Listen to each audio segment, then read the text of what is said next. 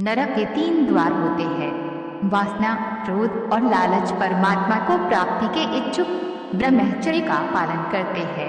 एक ज्ञानवान व्यक्ति कभी भी कामुक सुख में आनंद नहीं लेता।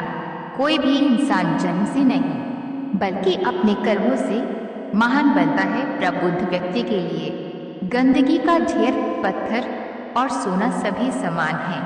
कर्म मुझे बांधता नहीं, क्योंकि मुझे कर्म के प्रतिफल की कोई इच्छा नहीं। जिस प्रकार अग्नि स्वर्ण को परखती है, उसी प्रकार संकट वीर पुरुषों को समय से पहले और भाग्य से अधिक कभी किसी को कुछ नहीं मिलता है। कर्म के बिना फल की अभिलाषा करना व्यक्ति की सबसे बड़ी मूर्खता है।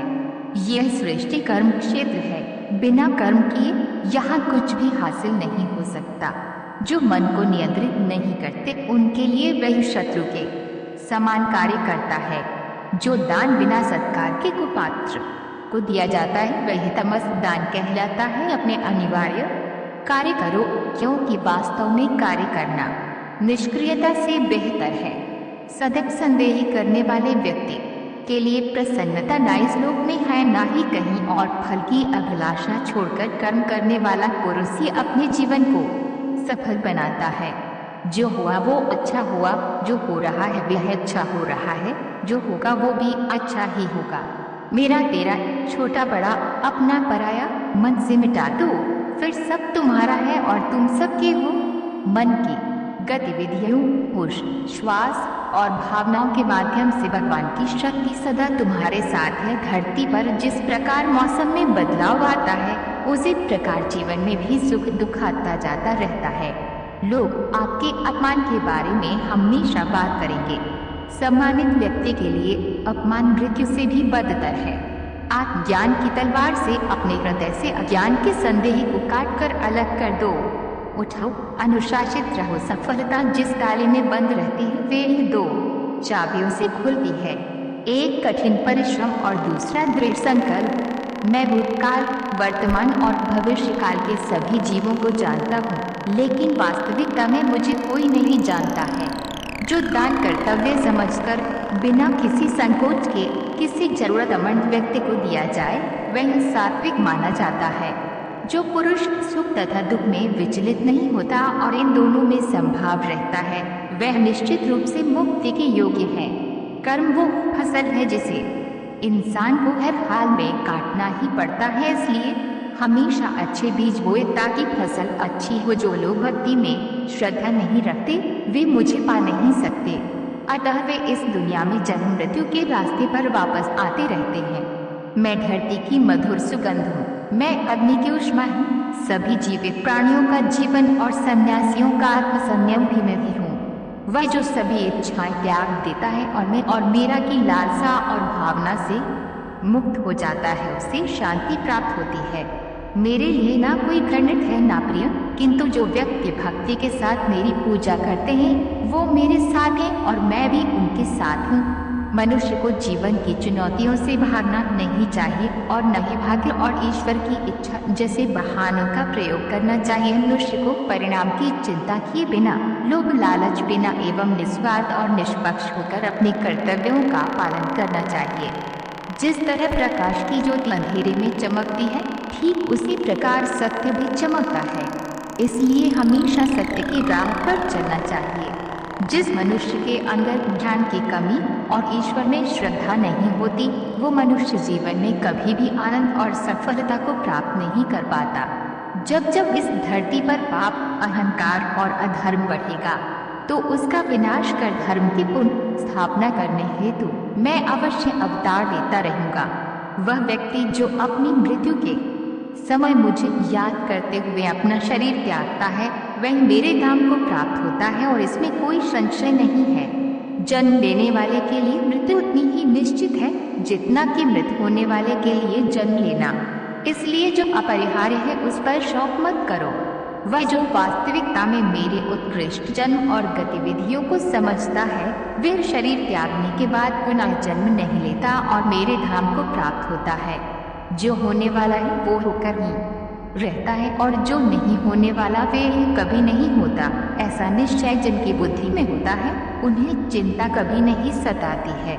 अपने परम भक्तों जो हमेशा मेरा स्मरण या एक चितमन से मेरा पूजन करते हैं, मैं व्यक्तिगत रूप से उनके कल्याण का उत्तरदायित्व लेता हूँ। जो कोई भी व्यक्ति जिस किसी भी देवता की पूजा विश्वास के साथ करने की इच्छा रखता है, मैं उस व्यक्ति का विश्वास उसी देवता में दृढ़ कर देता हूँ। अच्छे कर्म करने के बावजूद भी लोग केवल आपकी बुराइयां ही याद रखेंगे, इसलिए लोग क्या कहते हैं इस पर ध्यान मत दो। तुम अपना कर्म करते रहो। मानव कल्याण ही भगवत गीता का प्रमुख उद्देश्य है। इसलिए मनुष्य को अपने कर्तव्यों का पालन करते समय मानव कल्याण को प्राथमिकता देना चाहिए। इतिहास कहता है कि कल सुख था, विज्ञान कहता है कि कल सुख होगा, लेकिन धर्म कहता है कि अगर मन सच्चा और दिल अच्छा हो तो हर रोज सुख होगा। क्रोध से भ्रम पैदा होता है, भ्रम से बुद्धि व्यग्र होती है, जब बुद्धि व्यग्र होती है तब तर्क नष्ट हो जाता है, जब तर्क नष्ट होता है तब व्यक्ति का पतन हो जाता है। अपने आप को ईश्वर के प्रति समर्पित कर दो, यही सबसे बड़ा सहारा है। जो कोई भी इस सहारे को पहचान गया है वह डर, चिंता और दुखों से आजाद रहता है। मनुष्य को अपने कर्मों के संभावित परिणामों से प्राप्त होने वाली विजय या पराजय, लाभ या हानि, प्रसन्नता या दुख इत्यादि के बारे में सोचकर चिंता से ग्रसित नहीं होना चाहिए।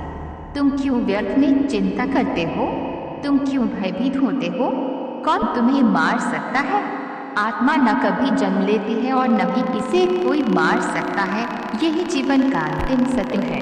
जिसने मन को जीत लिया है उसने पहले ही परमात्मा को प्राप्त कर लिया है, क्योंकि उसने शांति प्राप्त कर ली है। ऐसे मनुष्य के लिए सुख दुख, सर्दी गर्मी और मान अपमान एक से है। श्रेष्ठ पुरुष को सदैव अपने पद और गरिमा के अनुरूप कार्य करने चाहिए, क्योंकि श्रेष्ठ पुरुष जैसा व्यवहार करेंगे तो इन्हीं आदर्शों के अनुरूप सामान्य पुरुष भी वैसा ही व्यवहार करेंगे रहेंगे। जिसने मन को जीत लिया है उसने पहले ही परमात्मा को प्राप्त कर लिया है, क्योंकि उसने शांति प्राप्त कर ली है। ऐसे मनुष्य के लिए सुख दुख, सर्दी गर्मी और मान अपमान एक से है। न तो ये शरीर तुम्हारा है और न ही तुम इस शरीर के मालिक हो। ये शरीर 5 तत्वों से बना है, आग, जल, वायु, पृथ्वी और आकाश। एक दिन ये शरीर इन्हीं 5 तत्वों में विलीन हो जाएगा। मनुष्य का मन इंद्रियों के चक्रव्यूह के कारण भ्रमित रहता है, जो वासना, लालच, आलस्य जैसी बुरी आदतों से ग्रसित हो जाता है। इसलिए मनुष्य का अपने मन एवं आत्मा पर पूर्ण नियंत्रण होना चाहिए। मनुष्य को अपने धर्म के अनुसार कर्म करना चाहिए, जैसे विद्यार्थी का धर्म विद्या प्राप्त करना, सैनिक का धर्म देश की रक्षा करना आदि। जिस मानव का जो कर्तव्य है उसे वह कर्तव्य पूर्ण करना चाहिए।